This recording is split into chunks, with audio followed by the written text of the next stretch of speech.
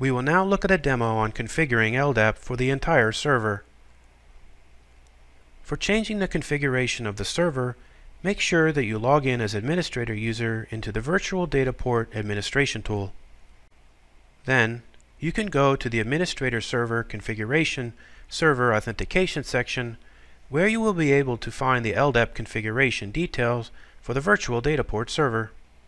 Here, we can check the Enable LDAP Authentication for the Server option. Then, under the Database drop-down, you could select the database of the virtual data port where you have created the LDAP data source. Let's select Denodo Training.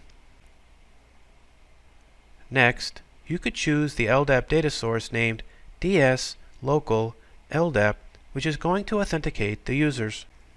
Next, we have the user base field. This field denotes the field of the LDAP server that is used as scope to search nodes that represent users. It is also possible to add more than one user base using the plus button. When there is more than one user base, the server searches the user's node in the first user base scope.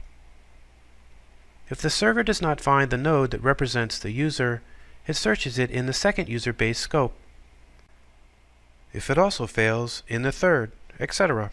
If the server does not find the node that represents the user, it denies access to the user. We will set the user base as mentioned in the video. Then, we have the Attribute with Username field. This denotes the name of the attribute that contains the username of users in the nodes that represent users.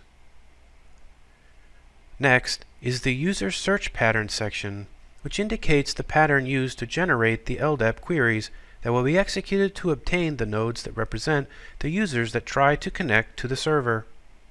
You can refer to the video which shows the correct configuration values for these fields. Then, we have the Role Base field. Similar to User Base, this option denotes the node of the LDAP server that is used as the scope to search the nodes that represent roles that users of this database can have. You can also have more than one role by using the plus button. You could use the values as shown in the video. Next is the Attribute with Role Name, which indicates the name of the attribute that contains the name of the role in the nodes that represent roles. You can refer to the video for the correct values. Finally, we have the Role Search Pattern that is used to generate the LDAP queries that will be executed to obtain the nodes that represent the roles of a user. Note that this pattern has to contain the special token either as @userdn or @userlogin. At runtime, the @userdn will be replaced with the distinguished name of the user that tries to connect to this database, while @userlogin will be replaced with the login name of the user that tries to connect to this database. For this demo, we will use the distinguished name of the user as shown in the video.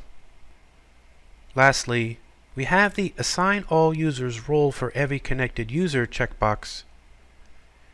If you select this option, the server will grant the privileges of the role All Users to all the users that log in successfully, even if this role has not been assigned to the user in the LDAP server. After successfully completing the configuration, you can click on OK to apply this modification to the server.